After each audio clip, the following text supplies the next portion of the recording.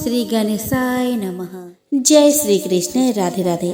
नमस्कार दोस्तों आप सभी को आने वाली उत्पन्ना एकादशी की हार्दिक शुभकामनाएं। दोस्तों उत्पन्ना एकादशी का व्रत मार्गशीर्ष मास के कृष्ण पक्ष के एकादशी तिथि के दिन रखा जाता है, जिस वजह से इस एकादशी का नाम उत्पन्ना एकादशी पड़ा। दरअसल उत्पन्ना एकादशी के दिन मूल नामक असुर का वध माता एकादशी ने किया था। मार्गशीर्ष मास के कृष्ण पक्ष की एकादशी तिथि के दिन ही माता एकादशी की उत्पत्ति हुई थी, इसीलिए इस एकादशी का अधिक महत्व है। तो आइए दोस्तों इस वीडियो में जानते हैं उत्पन्ना एकादशी व्रत की तारीख, इसके पूजन विधि के बारे में मैं आपको बताऊंगी कि व्रत के दिन क्या करें और क्या ना करें, व्रत में क्या खाए और क्या ना खाए, तुलसी दल कब तोड़े, साथ ही मैं आपको बताऊंगी इसके महत्व के बारे में। दोस्तों एकादशी व्रत भगवान विष्णु को समर्पित है। एकादशी तिथि पर भगवान विष्णु की विधि विधान से पूजा अर्चना की जाती है। हिंदू पंचांग के अनुसार मार्गशीर्ष मास के कृष्ण पक्ष की एकादशी तिथि को उत्पन्ना एकादशी कहते हैं। यूं तो हर माह 2 एकादशी तिथियां आती है, लेकिन उत्पन्ना एकादशी का खास महत्व है। एकादशी के व्रत को समापन करने को पारण कहते हैं। एकादशी व्रत के अगले दिन सूर्योदय के बाद पारण किया जाता है। एकादशी व्रत का पारण द्वादशी तिथि समाप्त होने से पहले करना बहुत जरूरी होता है। दोस्तों एकादशी तिथि 8 दिसंबर को सुबह 5:06 से प्रारंभ होगी और 9 दिसंबर को सुबह 6:31 पर समाप्त होगी। उदया तिथि में उत्पन्ना एकादशी व्रत 8 दिसंबर को रखा जाएगा। दोस्तों उत्पन्ना एकादशी व्रत का पारण 9 दिसंबर को किया जाएगा। 9 दिसंबर को व्रत पारण का समय दोपहर 1:15 से दोपहर 3:19 तक है। पारण तिथि के दिन हरिवासर समाप्त होने का समय दोपहर 12:41 है। दोस्तों 9 दिसंबर 2023 को वैष्णव उत्पन्ना एकादशी व्रत है। 10 दिसंबर को वैष्णव उत्पन्ना एकादशी व्रत का पारण किया जाएगा। व्रत पारण का शुभ मुहूर्त 10 दिसंबर को सुबह 7:02 से सुबह 7:13 है। पारण तिथि के दिन द्वादशी समाप्त होने का समय सुबह 7:13 है। आइए दोस्तों आप जान लेते हैं उत्पन्ना एकादशी की पूजन विधि के बारे में। तो दोस्तों इस दिन सुबह जल्दी उठकर स्नान आदि से निवृत्त हो जाए। घर के मंदिर में दीप प्रज्वलित करें। भगवान विष्णु का गंगा जल से अभिषेक करें।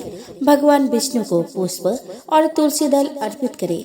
अगर संभव हो तो इस दिन व्रत भी रखें। भगवान की आरती करें, भगवान को भोग लगाए। इस बात का विशेष ध्यान रखें कि भगवान को सिर्फ सात्विक चीजों का भोग लगाया जाता है। भगवान विष्णु के भोग में तुलसी को जरूर शामिल करें। ऐसा माना जाता है कि बिना तुलसी के भगवान विष्णु भोग ग्रहण नहीं करते। इस पावन दिन भगवान विष्णु के साथ ही माता लक्ष्मी की पूजा भी करें। इस दिन भगवान का अधिक से अधिक ध्यान करें। दोस्तों कभी कभी एकादशी व्रत लगातार 2 दिनों के लिए हो जाता है। जब एकादशी व्रत 2 दिन होता है तब गृहस्थ लोगों को पहले दिन एकादशी व्रत करना चाहिए। दूसरे दिन यानी दूजी एकादशी को सन्यासियों, विधवाओं और मोक्ष प्राप्ति के इच्छुक श्रद्धालुओं को दूजी एकादशी के दिन व्रत करना चाहिए। जब जब एकादशी व्रत 2 दिन होता है तब दूजी एकादशी और वैष्णव एकादशी एक ही दिन होती है। दोस्तों 8 दिसंबर 2023 को सूर्योदय का समय रहेगा 7:00 AM पर और सूर्यास्त का समय रहेगा 5:37 PM पर। चंद्र उदय का समय रहेगा 8 दिसंबर 2:23 AM पर और चंद्रास्त का समय रहेगा 8 दिसंबर 2:21 PM पर। राहु काल का समय रहेगा 10:58 AM से 12:18 PM तक। अभिजीत मुहूर्त का समय रहेगा 11:57 AM से 12:39 PM तक। अमृत काल का समय रहेगा 3:50 AM से 5:33 AM तक। ब्रह्म मुहूर्त का समय रहेगा 5:23 AM से 6:11 AM तक। दोस्तों 9 दिसंबर 2023 को सूर्योदय का समय रहेगा 7:00 AM पर और सूर्यास्त का समय रहेगा 5:37 AM पर। चंद्रोदय का समय रहेगा 3:15 AM पर और चंद्रास्त का समय रहेगा 2:54 PM पर। राहु काल का समय रहेगा 9:39 AM से 10:59 AM तक। अभिजीत मुहूर्त का समय रहेगा 11:57 AM से 12:40 PM तक। अमृत काल का समय रहेगा 2:37 AM से 4:18 AM तक। ब्रह्म मुहूर्त का समय रहेगा 5:54 AM से 6:11 AM तक। दोस्तों एकादशी माता की उत्पत्ति भगवान विष्णु के हृदय से हुई है। दरअसल भगवान विष्णु जब शयन कर रहे थे तो वहां उन्हें मारने के लिए मूल नामक एक असुर आ पहुंचा। तभी माता उत्पन्ना ने प्रकट होकर उनका वध कर दिया। ऐसी मान्यता है कि उत्पन्ना एकादशी का व्रत रखने से अश्वमेघ यज्ञ के समान फल प्राप्त होता है। साथ ही व्रत के दिन दान करने से लाख गुना फल प्राप्त होता है। इस व्रत को करने से भगवान विष्णु के साथ साथ माता लक्ष्मी भी बहुत प्रसन्न होती है। दोस्तों हिंदू धर्म में एकादशी व्रत का काफी महत्व है। हर महीने में 2 एकादशी होती है, लेकिन दोनों के नियम एक ही होते हैं। हर महीने शुक्ल और कृष्ण पक्ष के 11वें दिन एकादशी तिथि आती है। इस दिन कई चीजों को खाने से परहेज किया जाता है। आइए दोस्तों अब हम जानते हैं एकादशी व्रत में क्या खाए और क्या ना खाए। दोस्तों एकादशी व्रत वालों को दशमी के दिन से ही तामसिक वस्तुओं का सेवन नहीं करना चाहिए। एकादशी व्रत के दिन किसी भी तरह के नशीले पदार्थ का सेवन नहीं करना चाहिए। दोस्तों पारण के दिन सात्विक भोजन ही करें। मूली, बैंगन, मसूर दाल, लहसुन, प्याज भोजन को भूलकर भी नहीं खाना चाहिए। दोस्तों इसके अलावा गाजर, जौ, बैंगन, सेमफली, सलजम, पालक, गोभी का सेवन भी नहीं करना चाहिए। एकादशी के दिन भूलकर भी चावल नहीं खाने चाहिए। एकादशी पर चावल खाने से पुण्य फल नष्ट हो जाते हैं। दोस्तों एकादशी पर पान खाना भी वर्जित है, क्योंकि इससे भगवान विष्णु को पूजा में चढ़ाया जाता है। आइए दोस्तों अब जानते हैं एकादशी के दिन क्या करना चाहिए और क्या नहीं करना चाहिए। दोस्तों एकादशी तिथि भगवान विष्णु को प्रिय होती है। अगर संभव हो तो इस पावन दिन व्रत रखें। इस दिन व्रत रखने से भगवान विष्णु का आशीर्वाद प्राप्त होता है। इस पावन दिन भगवान विष्णु के साथ माता लक्ष्मी की पूजा अर्चना भी करनी चाहिए। माता लक्ष्मी की पूजा करने से जीवन में सभी तरह के सुखों की प्राप्ति होती है। धार्मिक मान्यताओं के अनुसार भगवान विष्णु और माता लक्ष्मी की पूजा करने से सभी मनोकामनाएं पूरी हो जाती है। दोस्तों इस पावन दिन सात्विक भोजन करना चाहिए। एकादशी के दिन मांस, मदिरा का सेवन नहीं करना चाहिए। इस दिन पहले भगवान को भोग लगाए, उसके बाद ही भोजन ग्रहण करें। दोस्तों एकादशी के दिन चावल का सेवन नहीं करना चाहिए। इस दिन चावल का सेवन करना अशुभ माना जाता है। दोस्तों एकादशी के दिन ब्रह्मचर्य का पालन करना चाहिए और किसी के प्रति अपशब्द का प्रयोग नहीं करना चाहिए। धार्मिक मान्यताओं के अनुसार दान करने से कई गुना फल की प्राप्ति होती है। इस पावन दिन अपनी क्षमता के अनुसार दान जरूर करें। धार्मिक मान्यताओं के अनुसार भगवान विष्णु को तुलसी अति प्रिय है। इस पावन दिन भगवान विष्णु को तुलसी जरूर अर्पित करें। दोस्तों हिंदू धर्म में तुलसी के पौधे का विशेष महत्व है। यही कारण है कि तुलसी को देवी के समान मानकर उनकी पूजा की जाती है। सुबह के समय तुलसी के पौधे में पानी दिया जाता है, तो शाम के समय तुलसी के सामने दीपक जलाकर सुख समृद्धि की कामना की जाती है। घर के आंगन में तुलसी लगाने की परंपरा सदियों से चली आ रही है और इसका कारण यह है कि तुलसी को लक्ष्मी का स्वरूप माना जाता है। घर में तुलसी का पौधा लगाने से न सिर्फ घर में सुख शांति आती है, बल्कि वास्तु दोष भी ठीक हो जाता है। तुलसी को भगवान विष्णु की प्रिय माना जाता है। पूजा में इस्तेमाल होने वाले प्रसाद में तुलसी की पत्तियां डालने के बाद ही उसे शुद्ध माना जाता है। लेकिन तुलसी केवल पूजनीय ही नहीं, बल्कि औषधीय गुण से भी भरपूर होती है। सर्दी खांसी जैसी समस्याओं में तुलसी के पत्ते से बना काढ़ा पीने से बहुत आराम मिलता है और तबीयत जल्दी ठीक हो जाती है।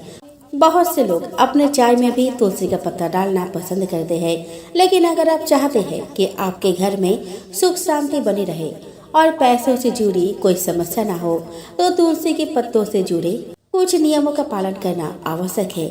आपको पता होना चाहिए कि तुलसी के पत्ते को किस दिन और किस समय पर नहीं तोड़ना चाहिए। दोस्तों, तुलसी के पत्ते को रविवार, मंगलवार और शुक्रवार को नहीं तोड़ना चाहिए। इसके अलावा एकादशी के दिन, द्वादशी तिथि, अमावस्या और पूर्णिमा तिथि के दिन भी तुलसी का पत्ता नहीं तोड़ना चाहिए। मान्यता है कि ऐसा करने से घर में गरीबी आती है। सूर्योदय से पहले और सूर्यास्त के बाद भी तुलसी का पत्ता नहीं तोड़ना चाहिए। घर में जब किसी बच्चे का जन्म हुआ हो तो जब तक बच्चे का नामकरण नहीं हो जाए तब तक तुलसी के पत्ते ना तोड़े। अगर घर में किसी की मृत्यु हो जाए तो 13 दिन तक तुलसी का पत्ता नहीं तोड़ना चाहिए। इसके अलावा सूर्य ग्रहण, चंद्र ग्रहण और संक्रांति के दिन भी तुलसी का पत्ता तोड़ना मना है। बिना स्नान किए या अशुद्ध हाथों से कभी भी तुलसी का पत्ता नहीं तोड़ना चाहिए। ऐसे पत्ते भगवान की पूजा में स्वीकार नहीं किए जाते। दोस्तों, तुलसी के पत्तों को 7 दिनों तक बासी नहीं माना जाता। पत्तियों पर दोबारा पानी छिड़ककर उसे भगवान को अर्पित किया जा सकता है। दोस्तों, तुलसी को तोड़ते समय यह मंत्र का जाप करें। ओम सुप्रदाय नमः, ओम सुप्रभाय नमः, मातस्तुलसी गोविंद हृदयानंद कारिणी नारायणस्य पूजा चिनोमि त्वां नमस्तुते। दोस्तों, वैसे तो समाज में महिलाओं के पीरियड्स को लेकर अलग अलग लोगों के अलग अलग विचार है, लेकिन आमतौर पर धारणा यही दिखती है कि पीरियड्स के दौरान महिलाएं अशुद्ध होती है और उन्हें पूजा पाठ या व्रत नहीं करना चाहिए। लेकिन अगर आप धार्मिक शास्त्रों के ठीक से अध्ययन करें तो ऐसा बिल्कुल नहीं है। हाँ, मासिक धर्म को लेकर कई तरह की सलाह जरूर दिए गए हैं कि इस दौरान क्या करें और क्या ना करें। रामायण काल के महान ऋषि श्रृंगी ने भी पीरियड्स के दौरान निर्जला एकादशी करने की अनुमति देते हुए कहा है कि एकादश्यम न भुंजिया नारी दृष्टि राज्यस्यपि। अगर किसी महिला का मासिक धर्म चल रहा हो तो भी उसे एकादशी के दिन भोजन नहीं करना चाहिए। ऋषि आगे कहते हैं, शनिर्वरे रावे संक्रांत्यम ग्रहणे च त्याज्य न एकादशी राजन सर्वदेवेति निश्चयः। एकादशी का व्रत भले ही शनिवार, रविवार, ग्रहण के दिन या संक्रांति के दिन ही क्यों न हो, कभी भी नहीं छोड़ना चाहिए। मतलब जैसे भी स्थिति हो, एकादशी का व्रत जरूर करना चाहिए। लेकिन पीरियड्स के दौरान एकादशी वह कैसे किया जाए? तो दोस्तों, पीरियड्स के दौरान व्रत कर रहे हो तो सबसे पहले स्वच्छता और पवित्रता का ध्यान जरूर रखें। पूजा के सामग्री को अपने हाथों से स्पर्श न करके किसी और से देवता पर अर्पित करवा दें। भगवान के विग्रह यानी मूर्ति का स्पर्श न करें और न ही उनकी पूजा करें। व्रत के दौरान कोई भी ऐसा कार्य जो भगवान की मूर्ति या पूजा के प्रत्यक्ष जुड़ी हो वो नहीं करनी चाहिए, जैसे कि भगवान के लिए भोग बनाना, पूजा की थाली सजाना, फूल माला बनाना, पूजा के बर्तनों को छूना या धोना, आरती का सामान लाकर देना। व्रत का संकल्प लेने से पहले ब्रह्म मुहूर्त में स्नान कर ले, अपने बाल अवश्य धोए, स्वच्छ पवित्र वस्त्र धारण करें। अगर सुविधा हो तो भगवान की मंगल आरती के दर्शन कर ले और उसके बाद व्रत का संकल्प ले। दूर से भगवान को प्रणाम कर सकते हैं और मन में मंत्रों का जाप कर सकते हैं। आइए दोस्तों, अब हम श्रवण करें उत्पन्ना एकादशी का व्रत कथा। दोस्तों, धर्मराज युधिष्ठिर कहने लगे कि हे भगवान, मैंने कार्तिक शुक्ल एकादशी अर्थात प्रबोधिनी एकादशी का सविस्तार वर्णन सुना। आप मार्गशीर्ष माह के कृष्ण पक्ष की एकादशी के विषय में भी बतलाइए। इस एकादशी का क्या नाम है तथा इसके व्रत का क्या विधान है, इसकी विधि क्या है, इसका व्रत करने से किस फल की प्राप्ति होती है, कृपया यह सब विधान पूर्वक कहिए। भगवान श्री कृष्ण बोले, मार्गशीर्ष माह के कृष्ण पक्ष में आने वाली इस एकादशी को उत्पन्ना एकादशी कहा जाता है। यह व्रत शंखोद्धार तीर्थ में स्नान करके भगवान के दर्शन करने से जो फल प्राप्त होता है उसके बराबर पुण्य मिलता है। व्रत करने वाले भक्त को चोर, पाखंडी, परस्त्रीगामी, निंदक, मिथ्याभाषी तथा किसी भी प्रकार के पापी से बात नहीं करनी चाहिए। इसका महात्मा मैं तुमसे कहता हूँ, ध्यान पूर्वक सुनो। युधिष्ठिर कहने लगे कि हे भगवान, आपने हजारों यज्ञ और लाख गोदान को भी एकादशी व्रत के बराबर नहीं बताया, सो यह तिथि सब तिथियों से उत्तम कैसे हुई, यह बताइए। भगवान कहने लगे कि हे युधिष्ठिर, सतयुग में मोर नाम का दैत्य उत्पन्न हुआ। वह बड़ा बलवान और भयानक था। उस प्रचंड दैत्य ने इंद्र, आदित्य, वसु, वायु, अग्नि आदि सभी देवताओं को पराजित करके भगा दिया। तब इंद्र सहित सभी देवताओं ने भयभीत होकर भगवान शिव से सारा वृत्तांत कहा और बोले कि हे कैलाशपति, मोर दैत्य से भयभीत होकर सब देवता मृत्यु लोक में फिर रहे हैं। तब भगवान शिव ने कहा कि हे देवताओं, तीनों लोकों के स्वामी, भक्तों के दुखों का नाश करने वाले भगवान विष्णु की शरण में जाओ, वही तुम्हारी दुखों को दूर कर सकते हैं। शिव जी के ऐसे वचन सुनकर सभी देवता क्षीर सागर में पहुँचे। वहाँ भगवान को शयन करते देख हाथ जोड़कर उनकी स्तुति करने लगे कि हे देवताओं द्वारा स्तुति करने योग्य प्रभु, आपको बारंबार नमस्कार है। देवताओं की रक्षा करने वाले मधुसूदन, आपको नमस्कार है। आप हमारी रक्षा करें। दैत्यों से भयभीत होकर हम सब आपके शरण में आए हैं। आप इस संसार के कर्ता, माता पिता, उत्पत्ति और पालन करता और संहार करने वाले हैं। सबको शांति प्रदान करने वाले हैं। आकाश और पाताल भी आप ही है।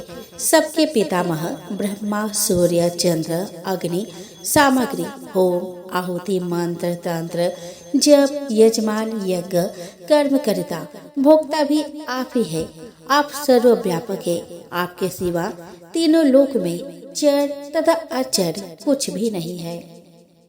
हे भगवान, दैत्यों ने हमको जीतकर स्वर्ग से भ्रष्ट कर दिया है और हम सब देवता इधर उधर भागे भागे फिर रहे हैं। आप उन दैत्यों से हम सबकी रक्षा करें। इंद्र के ऐसे वचन सुनकर भगवान विष्णु कहने लगे कि हे इंद्र, ऐसा मायावी दैत्य कौन है जिसने सब देवताओं को जीत लिया है? उसका नाम क्या है? उसमें कितना बल है और किसके आश्रय में है तथा उसका स्थान कहाँ है? यह सब मुझसे कहो। भगवान के ऐसे वचन सुनकर इंद्र बोले कि भगवान, प्राचीन समय में एक नारी जंग नामक राक्षस था। उसके महापराक्रमी और लोक विख्यात मोर नाम का एक पुत्र हुआ। उसकी चंद्रावती नाम की नगरी है। उसी ने सब देवताओं को स्वर्ग से निकालकर वहां अपना अधिकार जमा लिया है। उसने इंद्र, अग्नि, वरुण, यम, वायु, ईश, चंद्रमा, नैऋत्य आदि सबके स्थान पर अधिकार कर लिया है। सूर्य बनकर स्वयं ही प्रकाश करता है, स्वयं ही मेघ बन बैठा है और सबसे अजय है। हे असुर निकंदन, उस दुष्ट को मारकर देवताओं को अजय बनाइए। यह वचन सुनकर भगवान ने कहा कि हे देवताओं, मैं शीघ्र ही उसका संहार करूंगा। तुम चंद्रावती नगरी जाओ। इस प्रकार कहकर भगवान सहित सभी देवताओं ने चंद्रावती नगरी की ओर प्रस्थान किया। उस समय जब दैत्य मोर सेना सहित युद्ध भूमि में गरज रहा था, उसकी भयानक गर्जन सुनकर सभी देवता भय के मारे चारों दिशाओं में भागने लगे। जब स्वयं भगवान रणभूमि में आए तो दैत्य उन पर भी अस्त्र शस्त्र आयुध लेकर दौड़े। भगवान ने उन्हें सर्प के समान अपने बाणों से बांध डाला। बहुत से दैत्य मारे गए, केवल मुर बचा रहा। वह अविचल भाव से भगवान के साथ युद्ध करता रहा। भगवान जो भी तीक्ष्ण बाण चलाते वह उसके लिए पुष्प सिद्ध होते। उसका शरीर छिन्न भिन्न हो गया, किंतु वह लगातार युद्ध करता रहा। दोनों के बीच मल्ल युद्ध भी हुआ। 10,000 वर्ष तक उनका युद्ध चलता रहा, किंतु मोर नहीं हारा। थक कर भगवान बद्र का आश्रम चले गए। वहाँ हेमवती नामक सुंदर गुफा थी।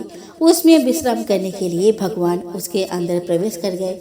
यह गुफा 12 योजन लंबी थी और उसका एक ही द्वार था। विष्णु भगवान वह युग निद्रा की गोद में सो गए। मोर भी पीछे पीछे आ गया और भगवान को सोया देखकर मारने को उद्धत हुआ। तभी भगवान के शरीर से उज्जवल कांतिमय रूप वाली देवी प्रकट हुई। देवी ने राक्षस मूर को ललकारा, युद्ध किया और उसे तत्काल मौत के घाट उतार दिया। श्री हरि जब योग निद्रा के गोद से उठे तो सब बातों को जानकर उस देवी से कहा कि आपका जन्म एकादशी के दिन हुआ है, अतः आप उत्पन्ना एकादशी के नाम से पूजित होंगे। आपके भक्त वही होंगे जो मेरे भक्त हैं। तो प्रेम से बोलो जय श्री हरि।